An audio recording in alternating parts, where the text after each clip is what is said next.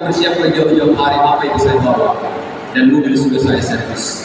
Saya ganti bulinya, saya ganti filter shock, saya ganti filter, ya, oli dan sebagainya. Saya sudah siap berangkat.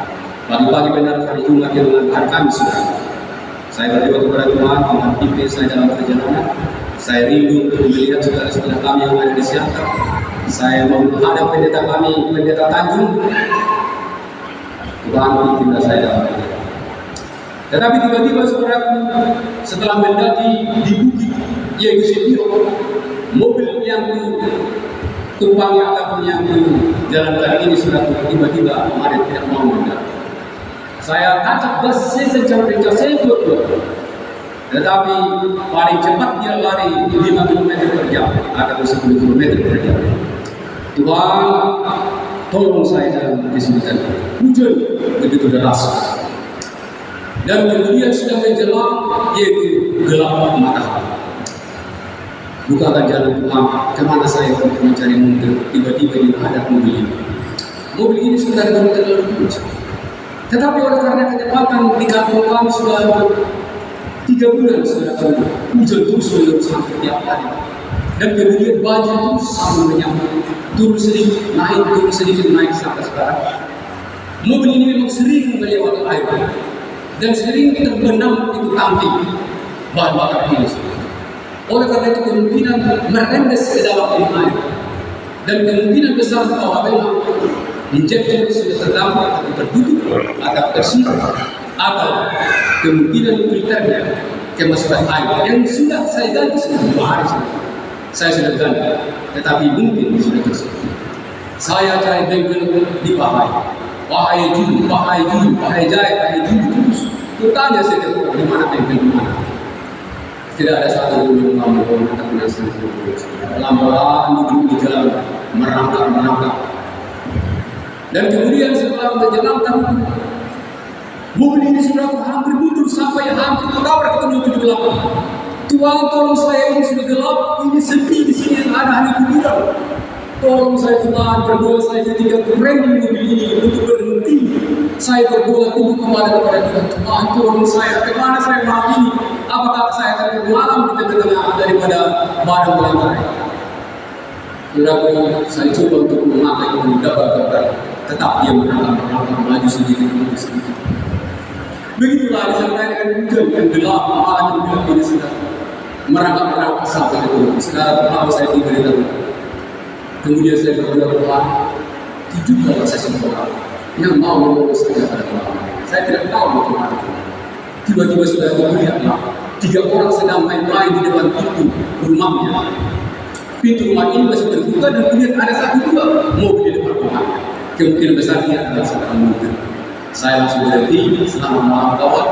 Orang saya sama bantu saya dalam kesulitan. Mobil saya ini kayaknya memukul, tidak mampu kencang. Jadi rupanya tahu namanya, dia langsung berdiri, iya ada masalah, langsung ngetes ini sudah benar ternyata sudah tidak mau lari, mau begini kayak sudah capek atau bagaimana. Nantilah malam mulai di sini, nanti besok pagi baru kita periksa karena sekarang sudah lapor. Besok pagi saya sudah menunggu malam itu saya berdua Tuhan saya, karena kalau mobil ini ditinggalkan di sini, saya harus air dulu yang baru ke Siantar juga dari sana nanti saya berupaya sebenarnya atau bengkel dan sebagainya sudah pasti akan susah. Tetapi setelah saya tidur dengan tenang pada malam ini saya tertidur, saya bersujud, saya pasrahkan kepada Tuhan. Saya tiba di bengkel pagi hari saudaraku, dan kemudian rupanya mobil ini baik hati sudah diperiksa mobil ini dan kemudian dia mengatakan Pak, yang bermasalah bukan injektor. Karena kalau injektor sudah bermasalah sudah susah, ya tidak bisa diservis langsung pakai sebenarnya. Yang bermasalah adalah filter kemasukan. Bagaimana? Baru 2 hari bukan bisa bilang. Ya begitulah. Air itu bisa masuk dari mana? Saya bersyukur kepada Tuhan. Saya bersemangat saudara luar biasa semangatnya.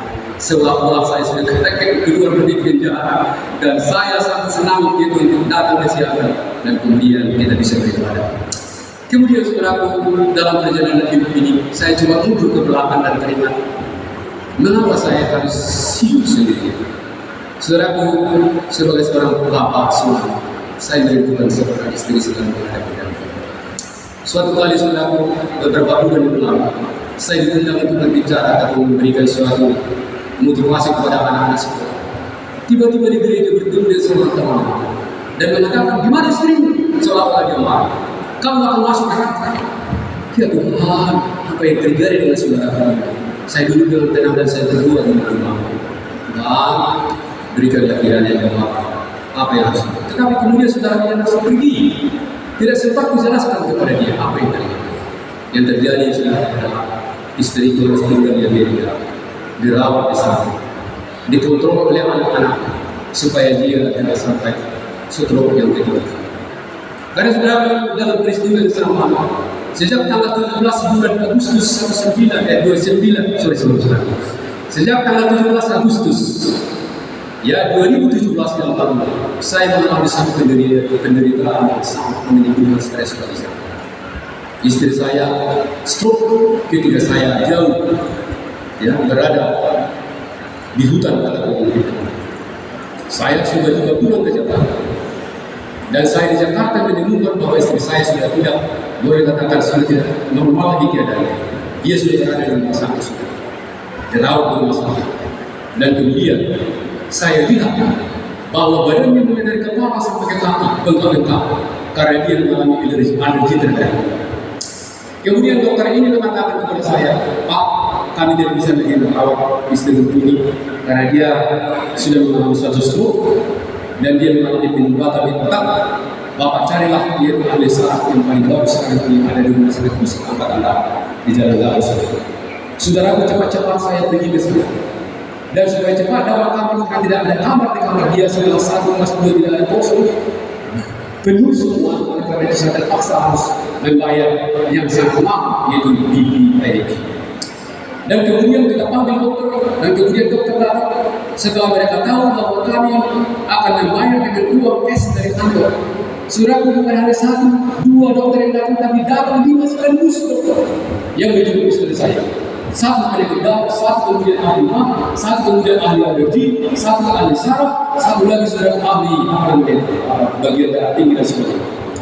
Kemudian dokter ini masing-masing memberikan resep dan obat yang harus dibeli seketika dengan harga yang sangat mahal dan harus dimakan oleh istri kita yang mengalami alergi. Saudaraku, singkat cerita, 2 malam kemudian kami tinggal di sana. Kemudian istri saya ini kolaps, tidak menyadari. Suatu pagi, jam 5 pagi, kemudian istri ini, ibu ini yang saya kasih di sini, menggigit dan kemudian dalam keadaan kejang-kejang, kemudian dia menggigit lidahnya sampai pertama. Saya panggil anak-anak saya, tolong, mama sudah menggigit lidahnya, dan saya tidak bisa berbuat apa-apa karena dia sudah kejang-kejang.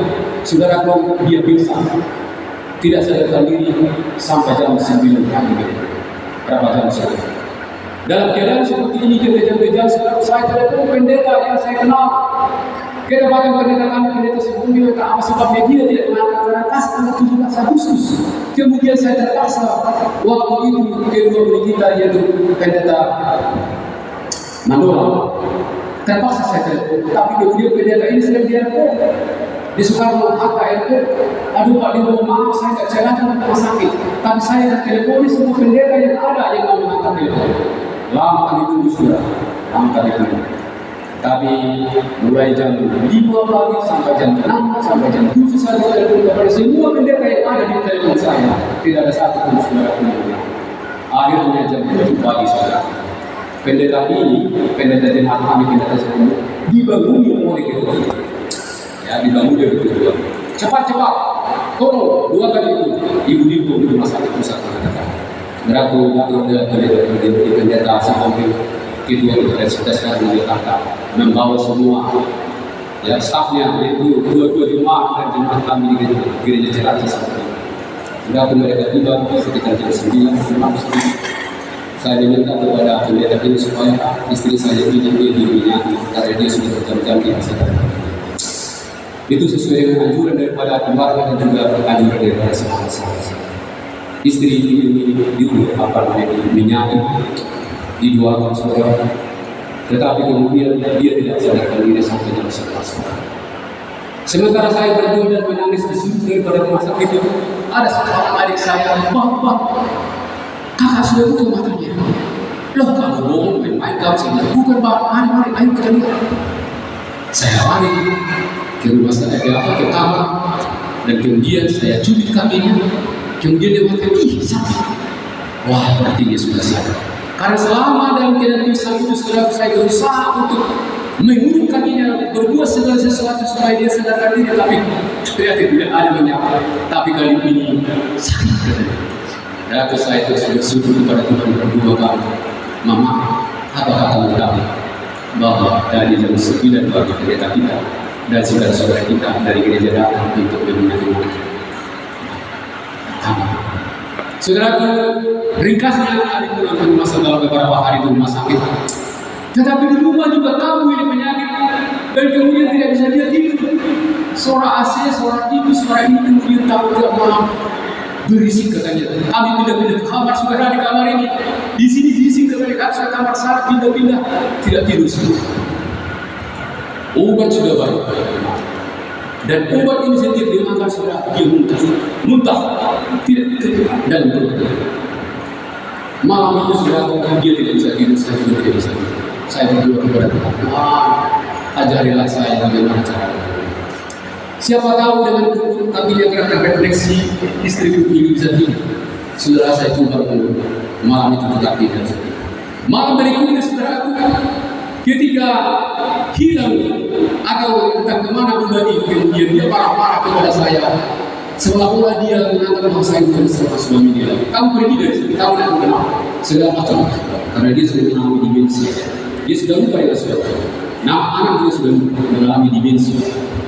Saya berdoa kepada Tuhan, apa yang harus dilakukan. Ringkasnya saudaraku, selama di Jakarta kami ganti rumah sakit, ibu ini tidak memperoleh kesembuhan.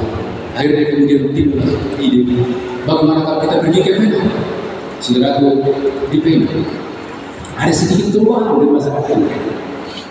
Jadi obat ini tidak dikasih lagi sekaligus, tetapi ketika di Penang diberikan sedikit kejualan dulu, mana yang cocok untuk menyembuhkan ini. Ya, disuntikkan dulu dari kasus saudaraku. Pulang dari Penang seminggu di Penang, sedikit ada orang. Pulang ke Jakarta, kamu lagi sudah tidak bisa tidur. Jadi bagaimana kita pulang ke kampung? Sudah, pulang aja kita, pulang ke sejahtera ke kampung. Beginilah kita. Apapun yang terjadi. Kalau perlu, kalau kamu menginginkan kita tinggal di sana. Perintah suatu kali saya bawa dia ke sini. Dengan dipapah oleh seorang dalam keadaan pucat, ya, kami coba untuk tinggal di sana. Perintah saudara kemudian dia langsung saja ke sana. Tetapi saudaraku, beberapa bulan kemudian, kamu lagi mencesus itu. Waktu itu saya permisi untuk pergi ke kebun jauh, dan saya pulang, dia sudah berada di rumah sakit. Dan kemudian setelah itu lagi sembuh sebentar, kamu lagi suatu kali ketika kami ada bersama-sama di rumah, tiba-tiba dia mengalami sakit perut. Dan kemudian saya larikan ke rumah sakit. Rupanya obat ini men-trigger setelahnya pulang dari rumah sakit, dia kembali tidak seolah-olah sadarkan diri sendiri. Tidak menyambut sama sekali, tidak mau ngomong, lupa dia, lupa nama anaknya, lupa saya, lupa semuanya. Dan hanya duduk diam, makan tidak mau. Kemudian saya panggil pendeta kita waktu itu adalah pendeta Citebu, dibawa dengan ibunya, ditegur sama ibu pendeta juga tidak menyambut.